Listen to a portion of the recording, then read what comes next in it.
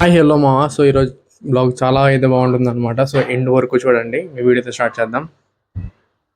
మన బైక్ అయితే ఇంకా తీసేసి ఇంకా మనం స్టార్ట్ అయితే అవుదాం మావా. ఎందుకంటే ఈరోజు నా బైక్ కూడా సర్వీసింగ్ చేయించాను. ఎందుకంటే ఇంజిన్ ఆయిల్ అన్నీ చేంజ్ చేయించాను అనమాట. బట్ ఆ ఇంజిన్ ఆయిల్ చేంజ్ చేయించినప్పుడు నేను పక్కాగా వాటర్ వాష్ చేస్తాను.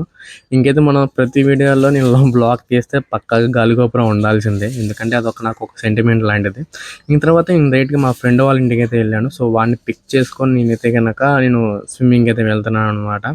సో ఇది వచ్చేసేమో కృష్ణా రివర్. మనకైతే ఇటు చంద్రబాబు వాళ్ళ హోమ్ ఉండొచ్చు చూసారా, అవి అనమాట. కరకట్ట రోడ్ అంటారు వీటిని, ఈ దారిని. సో ఇంకా దిగేసి ఇంకా మేమైతే కనుక స్విమ్మింగ్ అయితే స్టార్ట్ చేస్తాం. బట్ ఓకే మా, మీకు వీడియోని చూసిన తర్వాత నేను స్విమ్మింగ్ అనేది మీకు వీడియో చూపించలేదు, అండ్ అలాగే నేను రివర్లో దిగింది కూడా మీకు చూపించలేదు. దానికి ఒక రీజన్ ఉందన్నమాట. ఎందుకంటే నేను ఈ ఇన్ఫర్మేషన్ నేను ఎంకరేజ్ చేయడం వల్ల ఏమైతుందంటే, చాలామంది తెలియని వాళ్ళు కూడా కృష్ణాదికి వెళ్ళి ఈత కొడుతూ ఉంటారు. సో అది రివర్ అనమాట. ఏ రోజు ఎలా ఉండితే ఫ్లోటింగ్ మనం చెప్పలేము, అండ్ అలాగే లోతు ఎంతుందో కూడా చెప్పలేము అనమాట. సో ఆ విధంగా నేనైతే కనుక అక్కడ వీడియో అయితే నేను తీయలేదు. సో మెయిన్ రీజన్ ఇదే. మీకు నిజంగానే ఈత నేర్చుకోవాలి, స్విమ్మింగ్ చేసుకోవాలంటే కనుక కొన్ని స్టెప్స్ అయితే ఉంటాయి. మీరు ఈ వీటిని అయితే ఫాలో అవ్వాలన్నమాట. ఫస్ట్ మీరు దగ్గరలో ఉన్న స్విమ్మింగ్ పూల్కి వెళ్ళి, సో అక్కడ మీకు ట్రైనింగ్ ఇచ్చే కోచ్లు ఉంటారనమాట. సో వాళ్ళని మీరు మీట్ అయ్యి, సో వాళ్ళకి ఇంతని మంత్లీ ఫీజు ఉండిద్ది.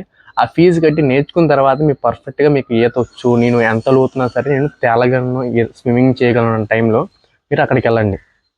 కొన్నిసార్లు ఏమవుతుంటే కనుక ఇంటర్మీడియట్ వాళ్ళు కానీ 10th క్లాస్ వాళ్ళు కానీ, ఎందుకంటే నా 10th క్లాస్లో కూడా చాలామంది చనిపోయిన వాళ్ళు ఉన్నారు. ఇలా ఈతకెళ్ళి నెక్స్ట్ కాలువలకి వెళ్ళి చాలామంది చనిపోయిన మా ఫ్రెండ్సే ఉన్నారు చాలామంది. సో నేను 10th క్లాస్ చదివేటప్పుడు ఇద్దరు చనిపోయారు ఇలాగే.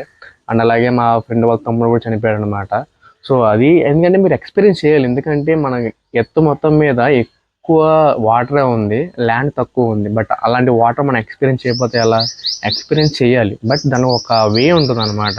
సో దాన్ని ఫాలో అయ్యి మీరు అవ్వాలి, కానీ ఏదో దొరికింది కదా అని చెప్పేసి వెళ్ళకూడదన్నమాట. నిజంగా ఒక స్విమ్మింగ్ అనేది ఒక ఆర్ట్ అనమాట. ఇది మీకే కాదు, మీ ఫ్రెండ్స్కి కూడా యూజ్ అయ్యిద్ది.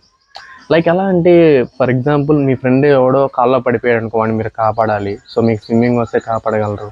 సో స్విమ్మింగ్ అనేది చాలా వరకు మంచిగా యూజ్ అయ్యిద్ది.